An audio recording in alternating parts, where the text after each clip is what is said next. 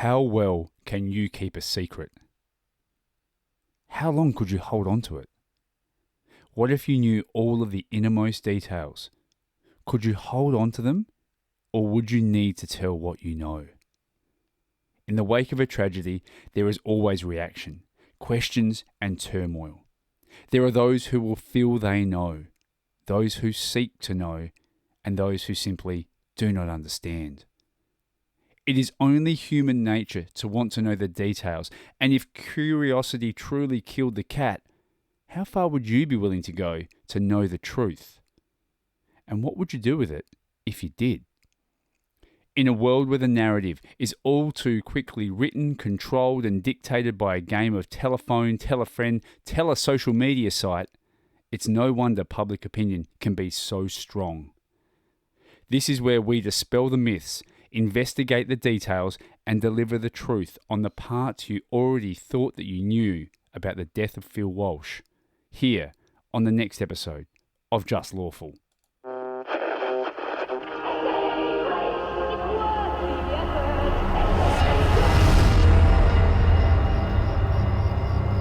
Adelaide is the perfect place to set a horror story. You know why all those films and books are always set in sleepy conservative towns?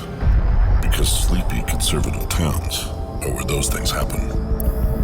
Exorcism, omens, shining, poltergeists. Adelaide is Amityville or Salem, and things here go bump in the night. Welcome once again to Just Lawful, where things do indeed go bump in the night. My name is Daniel Panozzo, and as always, I'm joined by my co-host, Sean Fuster. Thank you, Daniel. Thank you, everyone. I have been waiting years for this episode. Wow, that's a big wrap, Sean. Big wrap. Before we get there, a huge thank you to everyone listening. If you haven't heard the previous episodes, of course, we'd strongly recommend and greatly appreciate you heading over to iTunes, Spotify, rating, reviewing, subscribing, doing all of that, and catching up to the story so far. As always, if you do find anything we discussed distressing on this, or someone you know who may be in a vulnerable state, please make use of the following resources if you're local: the South Australian Government Mental Health Triage Service on 131465, or the Acute Crisis Intervention Support Line on 131466. They are but a couple of many of the resources locally. If you are interstate or international, please make use of whatever resources are available in your area. Sean, that is a very, very big statement you just made. You have literally been waiting years to be able to tell this part of this story. What on earth do you actually mean? I've never been able to sit down in a venue beyond you and I having a conversation and actually talk about how I learned everything there was to learn about the death of Phil Walsh and the life of Cy Walsh. Okay. It was information that I was privy to for more than a year before I was able to publish it. The circumstances of getting it were unprecedented. The fallout from me getting it was unprecedented and had all sorts of consequences for other media organizations as a result. This is one of those, closed shop, inner circle journalism stories that you don't often get to share with people. And especially for a case like this, it's not one that I've ever been really prepared to share beyond people I trust, because I don't want it to be perceived incorrectly. I don't want it to be seen as, here's the nitty-gritty of the job, ignoring or forgetting the reality for the people involved. I'm just grateful that I have a platform now. I have you here and I have listeners here who can hear this in the proper context, and we can talk about not only why I got a hold of all of this, but why it's so important that a journalist got a hold of all of this. Yeah, and look, there's a couple of points you touched on in that we are going to absolutely come back to as we go on. We'll circle back to them, and there's a few there that I certainly want to make, I guess, some really highlighted, poignant moments in as well, and I'll call them out as we go.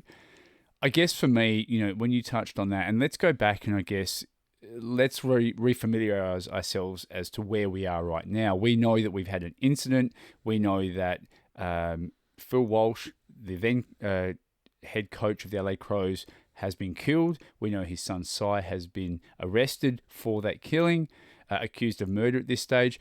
We have seen Cy appear in court twice. the first one very briefly, giving very little away. The second one being very interesting to you, going, I recognise the background. That's not the remand centre, although that's James Nash House, but he's wearing remand centre-like clothing. So there's some interesting stuff. We heard about the toxicology reports that we're waiting for. What are the results and what was it actually taken for? Where does that all sit? And we're still waiting. So we've seen the two appearances there. In between, you've done some research to try and find out a bit about who was Cy Walsh. Can I get some understanding around that? We spoke a little bit more at depth about, Phil Walsh's, I guess, importance to the AFL community and to this state sporting identity. And then also some of those wonderful tributes that came out from the community, the public, and the AFL. We wrapped all that up in our first couple of episodes. We finished last episode where you had asked for the documentation, declarations. The declarations, that's right. You'd been granted those declarations, which doesn't always occur. And you were given 7 boxes of paperwork, which on its merits as that alone took you by surprise. Yeah, I'll never forget watching the court registry staff of the Adelaide Magistrates Court bucket brigading these blue photocopying paper boxes or printer paper boxes, just one after the other, putting them down in front of me. This was the declarations. To that point, you said you started to pick up, the first one was, you picked up a piece of paper, it was a psychological report. Yeah. It was Cy's own mother's witness statement. It was Kane Corns' witness statement. And it was slowly dawning on you that what you had here was the entirety of the case as we knew it that we didn't know, however, that had been created and collated to that point. And to that point, we were 2 months in. We mentioned Des Bray from the Major Crime Investigation Branch in the previous episode said that Major Crime was overseeing this case. There's an example of how well and how quickly Major Crime does its job.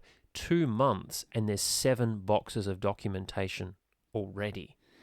Now, I made the statement at the very tail end of our last episode that the contents of this documentation would make Sean's head spin. Now, having spoken to you about that concept and that idea and some of the stuff that was in there, I don't think that's too much of an exaggeration to say that. Not at all.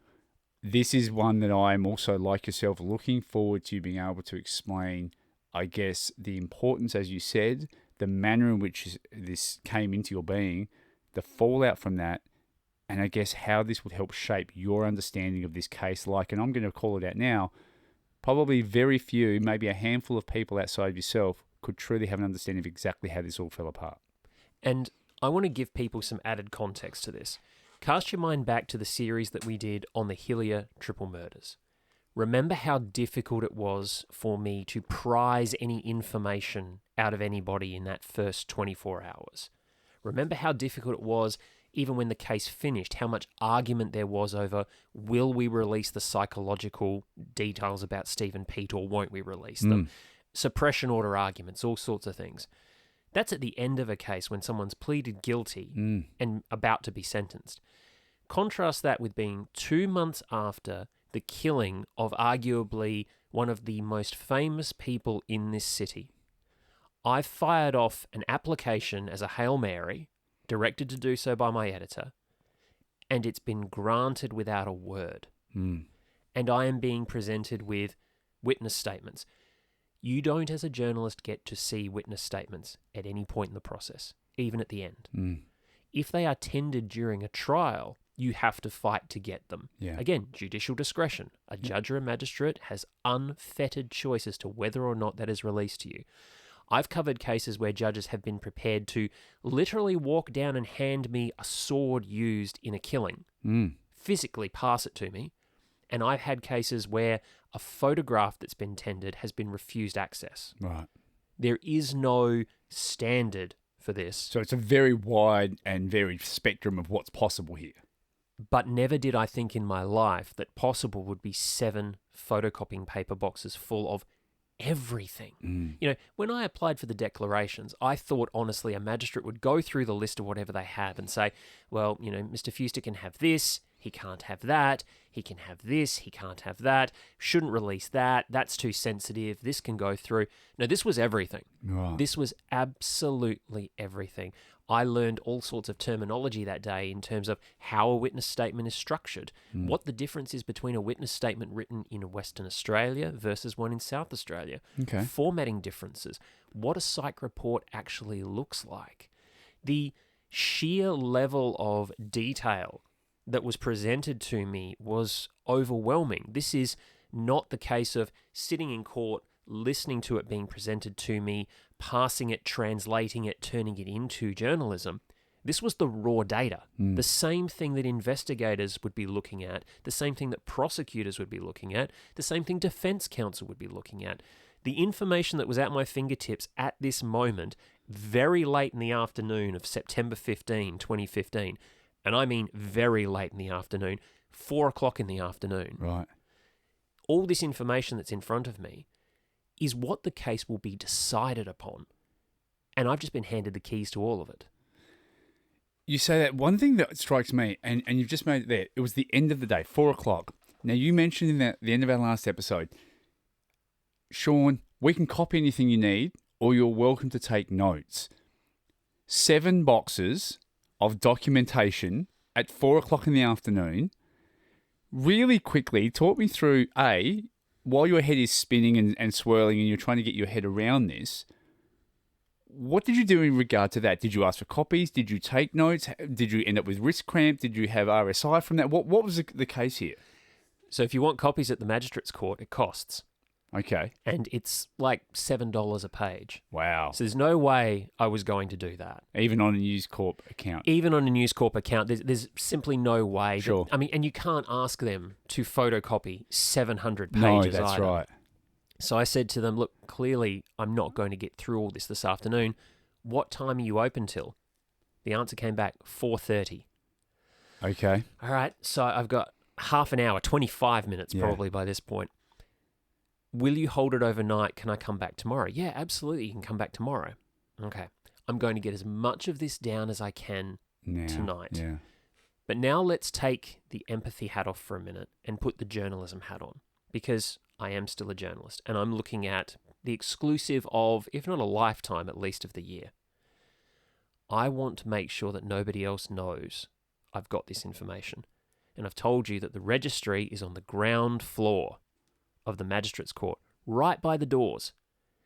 How am I going to read all of this in half an hour or the next day without the rest of the media seeing me there and asking what's going on?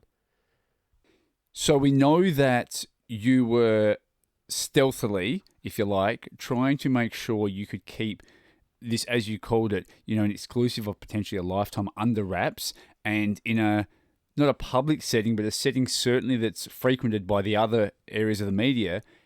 How did you sneak back in, if you like, the next day after probably exercising some hand cramp from the night before to continue to take this down?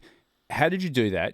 Were you successful in keeping it from everyone else? And we need to start to unpack this, Sean.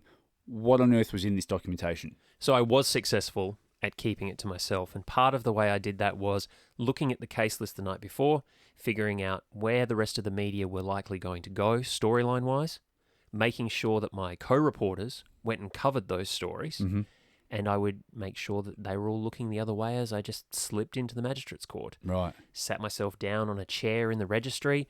They left me with all of the boxes, and I just started making my way through.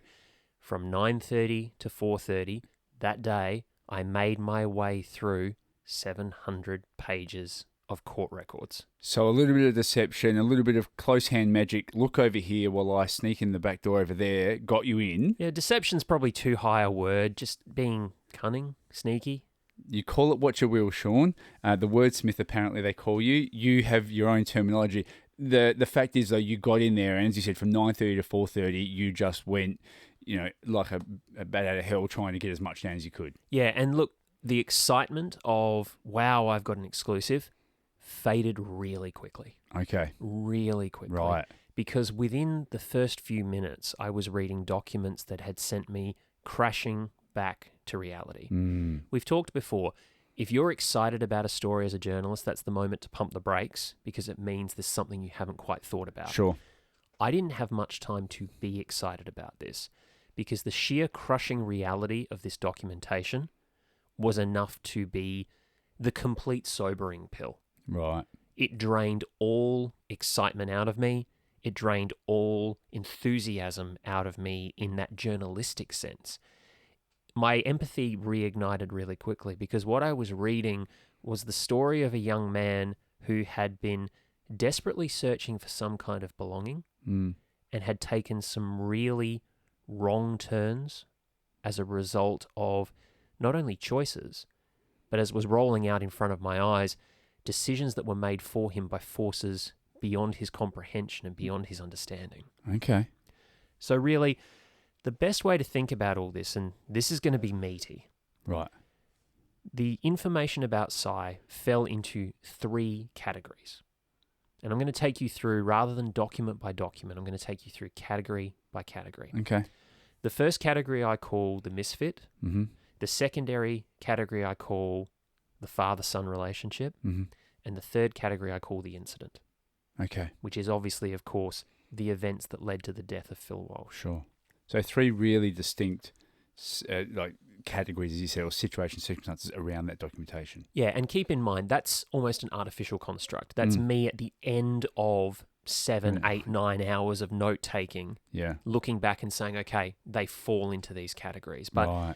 it's the easiest way for me to relay this story to all of you. So Okay. let's talk about the misfit. Okay. And that became my term for Cy because Mhm. of what I learned about him. That very first document that I came across was a document from a family friend whose name was Kim Anir, friend of the Walsh family. And she said that Cy loved to debate and discuss issues, but would often say things that would strike her as odd. He once asked her and all the other people he considered influential in his life to recommend 5 books that he should read. Okay. This was a pattern repeated across several witness statements. Right. One day when Cy was young, he asked me, what 5 books have you read? And some statements had more detail than others. The picture that emerged was a young man who was going up to these people and saying, I really admire who you are. I admire what you're all about. I want to be like you. I want to take elements of you into myself and into my life. Can you tell me 5 books you've read that have inspired you? That way I can learn a little more about your inner life and your inner self. On the surface, a pretty, I guess, insightful way to build your own self-development and growth and learning. What upset me about it was several of the reactions were along the lines of, get lost, Cy, you're weird. Okay. There was a lack of understanding from some of these people he'd approached about what he was asking and why. Cy came from a sporting family. These people were used to finding their inspiration in physical attributes, in competition, in success. You know, that was the inspiration. Cy was asking for a different kind of inspiration. No deeper, no more shallow, just from a different direction. Yeah. And that wasn't something that he was finding in the people who were in his immediate circle. You may remember I said to you that I'm from a football family myself. I'm very much the black sheep of that football family. I could identify with that a little bit. Right. There was that little hook there of, I kind of know what that feels like to a different degree. So again, that empathy's engaging, not sympathy for anybody out there that's mixing the 2 terms, but empathy. Yeah. I see where this is going. Feeling with him in that circumstance, understanding what that emotion is. That's right. Now, Phil Walsh's oldest friend, Graham Watt, had told SA Police that Cy was racked with insecurity, crippled by congenital knee problems that stopped him playing football, and convinced that his father considered him a disappointment. But as Mr. Watt said, that could not have been further from the truth. Phil wasn't like that at all. He was really laid back, and all he wanted for his kids was for them to be happy. Phil wasn't even worried about Cy getting a job. There's that man again who talked about being sad and worried about his family life and his connections, but he's not even worried about Cy getting a job. He just wants his kids to be happy. Cy was always into gaming and reading books. He was always philosophical and spiritual. Ms. Anir's son Harrison said pretty much every conversation with Cy was about philosophy, and he had very strong opinions. A fair bit of conversation with Cy was to do with politics as well. And Oliver Anir said that Cy was quite academic intelligent as well as peaceful. Rory Sloane, who's a famous Adelaide Crows midfielder, gave a slightly different version. He got Okay. the impression, he said, that Walsh's son was a bit different Right. based on the conversations he had with the young men. It was his term, a bit Okay. different. He said, Cy and I had a discussion about religion, and particularly which religion might make sense for certain people to live by. Okay. Not the usual sort of conversation that you expect to have with your coach's son. Not necessarily, no. He said that the father-son relationship was a tight bond. I distinctly remember, he said, that when Cy spoke, Phil was really engaged with him and taking in everything he said. They seemed to be really happy together. Okay. So that's that perspective. We're Yeah. talking about adults. We're talking about family, friends here. Yeah, right. One of Walsh's friends had a different perspective. Bradley Fisk, he said, Cy was very different to his dad. I remember Phil was very sport, sport, sport, and then home, home, home, and then sport, sport, sport. Cy was more comfortable playing shoot-'em-up video games than sport, though. I felt that Cy felt he and his dad were on a different spectrum. But there was no real hatred toward his dad. Cy thought he wasn't good enough in his father's perception because he had trouble with his knees and didn't play AFL. That's understandable. I can start to empathise with that piece of that.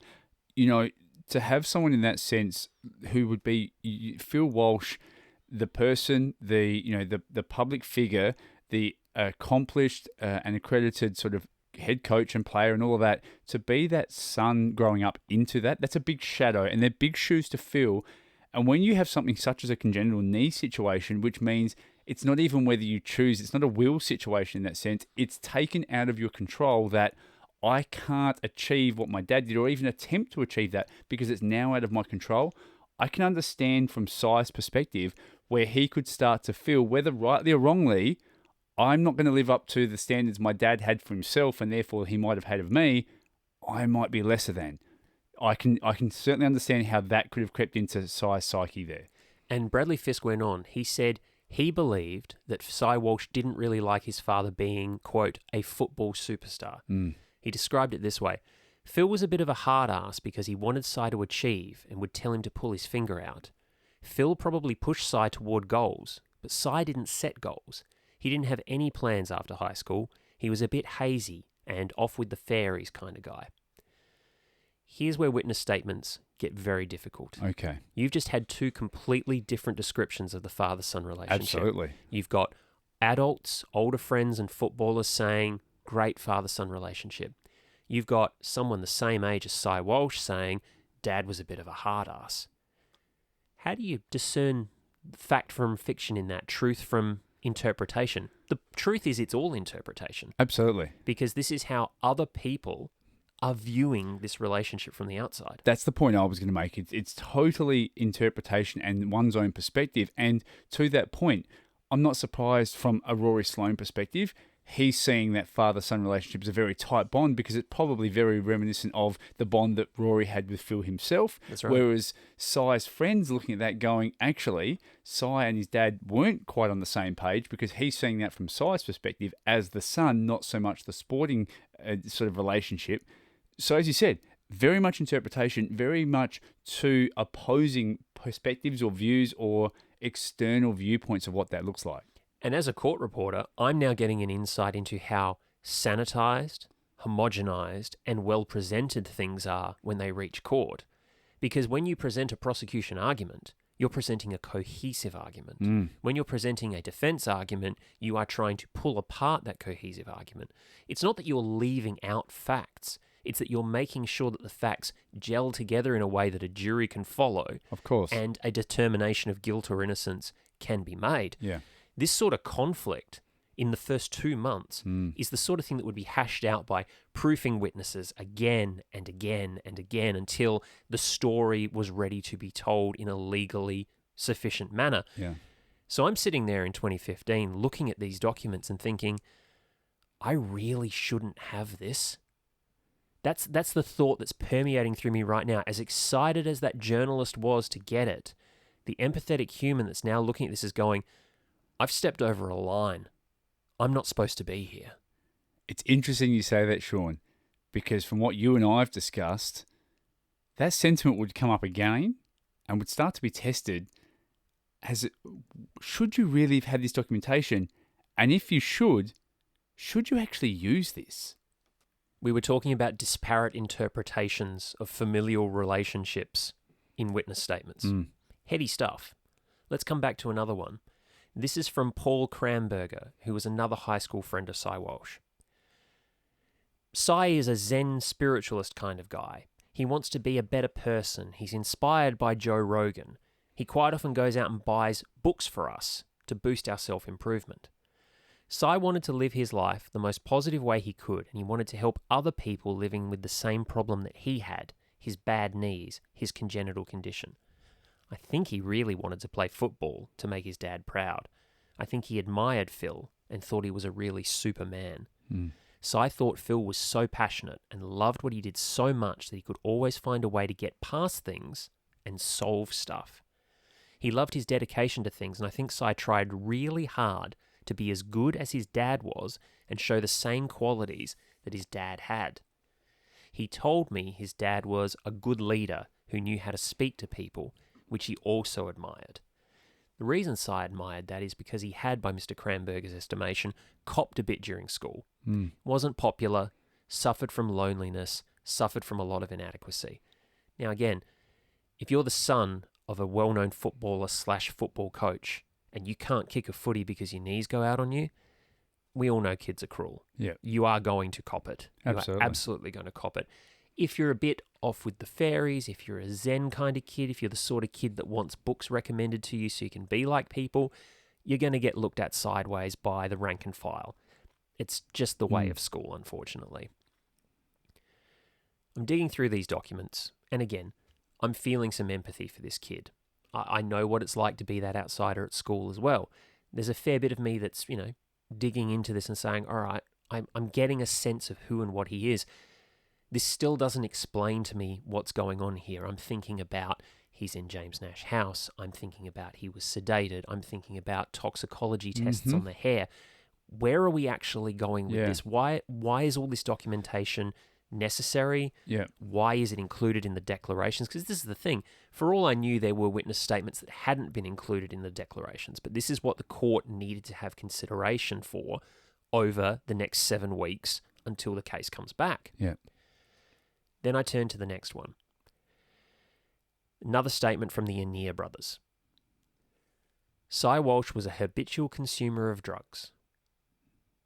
Not ice, not methamphetamine, but cannabis and what they called hallucinogenic juices. Okay. This is where I've got no understanding. This is all brand new to me. My knowledge of hallucinogens is, Hunter S. Thompson and Ken Kesey and the Kool-Aid acid test, Tom Wolfe, that sort of 60s turn-in, tune-in, drop-out era. As the Annear brothers explained, Oliver explained, in early 2013, Cy produced a black liquid substance in a little container with a screw-on lid. He offered it to us and explained it was something called ayahuasca. Yeah. Now, you're nodding. I am nodding, Sean. And it takes me back to our last episode. You talked about Cy giving an indication. When you were trying to do some background research on him, you said he was very well travelled in Southeast Asia. Yeah. And then you also made a reference to the Amazon. Which I thought was the truck crash in Peru, the bus crash, sorry. Yeah, I'll be honest. When you said that, I thought a little bit differently. And maybe this is where a little bit of my perspective comes in. We talked about the last episode about the concept of the end game of what Cy was, and maybe gave you a bit of a different perspective on what that may have meant. Let me give you my understanding of what that may have looked like when you talked about those locations, because my ears did prick up. Southeast Asia, for want of a better term, it's a wonderful place to travel. It is also a haven for a number of illicit substances, which is easy to access.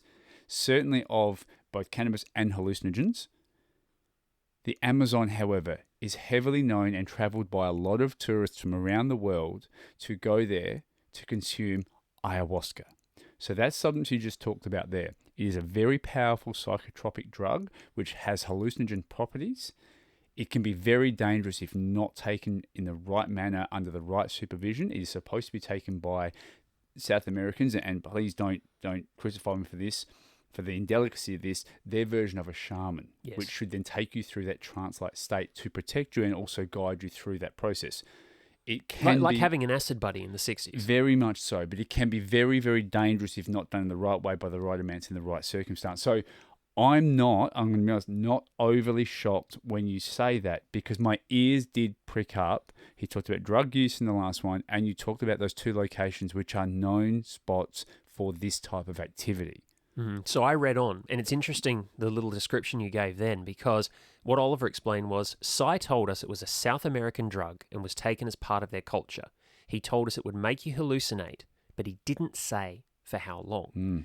Oliver insisted in his witness statement he chose not to try the substance, and he wasn't the only one in Walsh's friends group who refused. No one else in our friendship group was taking ayahuasca. We were really against it. We didn't want to try any of it. That's from Mr. Kramberger. So this is a corroboration now from another friend. Cy called it the medicine. He said it's an ancient Amazonian drink made from leaves and bark. He told me you have to have a shaman to go through the spirit world, and in ceremonies, demons would haunt you, but the shaman would protect you. Eventually, you would get to the end, and that you would see it's all about love. For me in 2015, I am now pretty convinced I know what they're checking his hair sample for. Yeah. They're doing a toxicology test for ayahuasca. They want to know whether this is a drug-induced psychosis or not. This is why Cy is in James Nash House, but in prison clothing. He's living in that limbo area between, are you a prisoner on remand or are you an inpatient? Do you need to be looked after or do you need to be locked away? The very literal question that Section 269 exists to answer is present right in this moment. Yeah. And again, I'm in territory that as a journalist, I'm not supposed to be in. Yeah. I'm not supposed to be privy to this conversation, to this decision-making process. This is one of those conversations that happens when, Mr. Fuster, it's a closed court situation. Exactly. That you're often asking, can I have that information? Can I be told what's going on? What is that conversation I'm not privy to? You're at ground zero in the situation, the eye of the storm of this is all swirling around you, and you're picking this out in real time of your own volition. And I'm understanding why I don't get this documentation all the time. Because what can I do with this at this moment? Yeah. I can speculate. I can come up with all sorts of thoughts. But I don't know what journalistic import this has, let alone legal consequence. Yeah. It's not going to stop me reading it. No. But I'm already thinking these things as I'm turning page after page after page of notes. Yeah. So, another high school friend, Stephen Trobiani, gave a witness statement. Ayahuasca was part of Cy Walsh's daily routine when he lived in Perth, along with other drugs including magic mushrooms. Yep. So we're extending here. Correct. Extrapolating. Stephen Trobiani says, Cy told me he had a group of friends in Perth who also consumed ayahuasca, and he called this group of friends the community. Okay. When he became interested in psychotropic drugs, he thought everyone should do him. Now, here's the thing. There was reference there to Greylands Mental Health Facility in Western Australia and a 2014 altercation with Cy Walsh on the streets of Perth. Okay. So I start digging through documents trying to find that. And I did. Okay. And we will get to that. Right. So just park that in your memory for a minute. We will come back to that. Right. Then I hit the statement that really, really hit me in the heart. And it was a statement from Jenny Finch, who is one of Cy's aunts. She said that after this incident in Western Australia, Cy came to live with her on the family farm in Moriac, Victoria, for several months. He enjoyed living and working on the farm. It's a cereal and cattle farm. But Cy was prone to making unusual comments about God and spirituality. This is what Miss Finch said. There was one night that I had this intense discussion with Cy. He was talking passionately about a power and a hierarchy that's out there. Something about warriors. He was saying there are powerful people at the top, then there's inferior ones down the bottom. He said he could see things in people that other people couldn't see. I asked him, "What can you see in me?" And he said, "I can see you are a very loving, caring mother." We were embracing at the time, and it was quite emotional. That's an interesting concept. It immediately makes me think, when he's having this, is he under the influence of some of these psychotropic drugs to be having these visions? I'm trying to understand where that comes from. It's a lovely sentiment. What's driving that? It's such an intense statement, and I remember reading it and just getting the mental picture straight away. I don't know what Miss Finch looks like. No. I don't know what Mauriac Victoria looks like landscape-wise, but I got a very, I guess, emotional mental picture of that moment, and it left me feeling really sad. Okay. It made me feel like here's this kid that was going around asking people for inspiration, and here he is giving his aunt inspiration in this beautiful moment. But how does all that jibe with the kid who wrote online saying, I think I know what I'm talking about, and even if I don't, I'm going to present it that I do, because that's the way to be a confident person. It also doesn't seem overly congruent with the concept of a pickup artist as well. No. So there's so much of that initial investigation you did, which seems very much at odds with, and to his own words, a man's words is one situation, but his actions tell a very different thing. His words and actions seem very, very disparate at times as well. Almost to the point of erratic. Yeah, absolutely. It's interesting. So far, from what you've been able to ascertain, it's given a very different perspective or understanding so far from a number of different perspectives also about who Cy was. So it's fair to say you are starting to build a different idea, opinion, or have a different sort of, I guess, identity around who Cy Walsh was. I'm interested, as you said, and I'd like to explore that a bit more, when you said that growing feeling of thinking, I'm not supposed to have this. That's something also I find very fascinating. That, as you said, you're not normally privy to this. Suddenly you are, but it's a very uneasy feeling as you continue through that process. And it only got worse when I turned over the next witness statement and it was written by Cy's girlfriend. You mentioned the next statement was by Cy's girlfriend. That's right. And this is the final statement that for me fell into what I'm calling my misfit category. Okay. My understanding of who Cy was prior to the incident. I can only presume to think that this would be a very intimate, and you would hope someone who would have a very good in-depth knowledge of who Cy was, being so close to him. I'm very, very intrigued to understand what this said. Well, I'm going to be honest here. This was the statement that I took the least amount from. Okay. We've talked about how uncomfortable I was feeling at the time. Yeah. How I had peeked into a room I'm not supposed to see, stepped over a threshold. The intimate details that were in the statement of Nozomi Inui, it didn't feel like it was for my eyes. Okay. And it really didn't feel like it was newsworthy. Now, there's a ton of journalists listening to this right now that are going, you idiot, Sean, of course you should have taken all that down. I just couldn't. I couldn't in good conscience take that down. She's talking about the intricacies of their relationship. She's talking about the interactions. She's talking about private conversations they've had, which prosecutors need to know about and people need to understand in an authority sense so that they can make determinations. I just felt that had no place in my story eventually, let alone my notebook. Okay. And I didn't want to have that on my conscience. Okay. I didn't want to peer into this young couple's relationship. Yeah, okay. So, rightly or wrongly, whether that's a moral line anybody agrees with or thinks I'm fooling myself, that's the moral line I chose to draw that day. So, what I did, however, take from her statement was what she talked about in terms of Cy's drug use. Right. She said that Cy had left the farm, Miss Finch's farm, travelled to Bali, then returned to Adelaide and the family home. She told the police that upon his return, Cy's behaviour continued to deteriorate.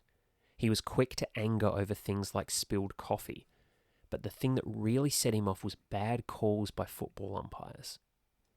They would sit and watch the AFL on television, not just Phil's games, so to speak, his teams, but any football game. And Cy would become irate to the point of standing up, yelling at the television, bashing his fists on things, on what he perceived to be bad calls by the umpires. sledging them for their lack of understanding, their lack of imagination. They don't understand the way the game works. They don't understand how this should be played. They're interfering with the poetry of the game. They're interfering with the mastery of the coach's thoughts. Got very, very angry about that. As a result, he started talking about conspiracies. Never a good sign. We've covered conspiracy theories and cults on this show. But she felt that all of this was coming from his drug use and that he was continuing to use hallucinogens after whatever it was that happened in Western Australia. Right. At this point, I've still got no idea, going through these documents, what that is. Yeah. He denied that he had been using any drugs. Said, nope, I'm completely clean. I've not been using anything. I haven't taken anything. Then we get to May of 2015, so just before the incident. And she says, in May of 2015, Cy told me that he had just spoken to a saint or an angel.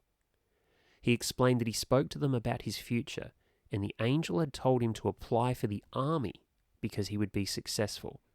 Cy said that happened because he was meditating and insisted it had nothing to do with drug use. There is, I don't know if I want to call it a descent, but there is certainly something occurring here as this has progressed along. And certainly, May, we're 2 months out from the incident. This is not a positive sign so far. Not at all. And this is really hard to talk about because, again, you're in that room you're not supposed to be in. You're seeing things you're not supposed to. As a journalist, this was unprecedented for me, and I'm trying to figure out, in a very short time space, while I'm crouched over 7 boxes of documents, worrying every 5 minutes whether someone's going to walk in and look over my shoulder and say, oh, what are you looking at there? Also worrying that someone in the court is going to suddenly realize you shouldn't have this and snatch it back away from me. I'm still trying to make sense of my own feelings that are popping up as a human being, my own empathy that's being engaged, my journalistic news sense about what is valid, what isn't valid. I know I'm not going to get a second bite at these documents. Yeah. If I choose not to take notes, like I didn't for Cy's girlfriend, that's it. That's gone. Yeah. That's knowledge I will never have access to again. So many competing interests going on all at once, not to mention just madly taking shorthand. I was sweating through my shirt. Right. Just trying to get this down as quickly as I could. My hand is cramping. It was a really bizarre day, and this was just the first couple of boxes to this point. And to I guess recap that, you're only part way in of a day where you were going from 9:30 to 4:30 writing all the shorthand may be whatever. For anyone who's seen shorthand, it's still an effort, especially when you're working through 7 boxes. I take shorthand at 120 words a minute, which means I can actually keep up with Daniel as he speaks. If you speak at your normal pace, I can take shorthand and return it to you. Yeah. That's different to reading something on a page Yeah. and turning it into shorthand. And witness statements are not written in normal language. Yeah. Nobody talks like that No. because it's you giving a statement to a police officer, the police officer taking it down, almost translating it through themselves. So sometimes the language is quite staccato. Sometimes the grammar's off, sometimes the spelling's off, and you're trying to figure that out at the same time as everything else. So it's very high pressure and very high stakes because, again, there's no second chance at this. There's no chance to even check your notes and make sure they're right. There's just get it all down now and think about it later. But my brain wouldn't allow me to do that. Yeah, right. I'm still just thinking about everything. So I press on. I've got to get all this down. And I started moving into the documentation that I considered to be the second category. Okay, so at this stage in your mind, although in real time you haven't been able to put that in place, you said you got to the end of the 7 boxes and then in retrospect went back and went, okay, this is all the category I have of the misfit. So for the idea for what we're doing here and to our listeners, that's the concept as you went back and retrofitted. That's everything you had about category 1 Cy, the misfit as you call him, who Cy was that you could ascertain from that. Okay, so as you said, if that's the first one, the second category was Father and son. okay. And the reason I decided post the event, why it was the father and son category was because of the document that was at the very bottom of the 7th box. I'll never forget that it was the very last document because it was the missing piece throughout all of this. What does Greylands Mental Health Facility in Western Australia and an incident in Perth have to do with any of this? Well, you mentioned that before. Imagine reading all of this with the missing piece, just this glaring hole, wondering whether you're actually going to ever find out what this is. Yeah. We talked last episode about how frustrating it is as a journalist to be giving people incomplete information and the worry that you're going to increase speculation as a result. Here I am almost through 7 boxes, getting toward the 4 o'clock mark and thinking, I'm not going to be able to tell anybody what Greylands is all about. It's just this thing. So when you had the initial mention of Greylands, that was very close to the start of the process. It was at least the 2nd box. Right. So in the 2nd box, so you've now gone, what is this Greylands thing that sits there? What is it? I've heard it, but I've got nothing else. And everybody in the witness statements knows what it is, except me. It's like being in a conversation with all these people. Everybody's talking about Greylands or Perth or that time in Perth. And I don't know what it is. So that concept had come up over and over and over, but the concept of what exactly Greylands wasn't actually identified anywhere through this. I felt like I was standing in the middle of the crossing at Shibuya in Japan, watching everyone else walk around me, talking about this incident, and me just standing in the middle going, what are you all on about? Okay. I'm having this conversation with people who aren't even there, reading these finished, spent conversations, all referencing an incident that nobody seems to be talking about in plain language. Okay. So you get to the end of the 7th box, you find this document, and this finally tells us what Greylands is. And it's a police report from Western Australia, which says that Cy spent time in the Greylands mental health facility because a year before the stabbing, a year before Phil Walsh's death, Phil and Cy had a street fight in the middle of the Perth CBD and had to be pulled apart by passers-by. Okay, hang on. So after all this, and all of this that people were talking about, the incident, and they're talking about Greylands, you get to the end, and there's been an incident a year before the incident that we all know about. It had happened before. The night that Phil Walsh died was not the first time that Cy Walsh had been violent toward his father. And with that, and to understand how that would fit into the overall scheme of the rest of the story and the case about the death of Phil Walsh, we will pick that up in our next episode. Until we get to our next episode, as always, if there is anything we have spoken about or if someone you know may be in a vulnerable state, please make use of the following resources available in our local area. The South Australian Government Mental Health Triage Service on 131 465. The Acute Crisis Intervention Support Line on 131 466. If you have someone in a vulnerable situation or yourself, please make use of those resources. For those who are interstate or overseas, please seek out and utilise the resources in your local area. Until we get to our next episode, as always, we want to thank everyone who has heard the broadcast here on either 5AA or you've heard our episodes on either iTunes or Spotify. Please, as always, head over there, rate, review, give us a feedback, and 5 stars would be wonderful, of course. Helps get our message out to those who could utilise and be helpful to hear our message. You can, of course, give us feedback anytime you like through the @JustLawful podcast on both Facebook and Instagram, @JustLawfulPod on Twitter.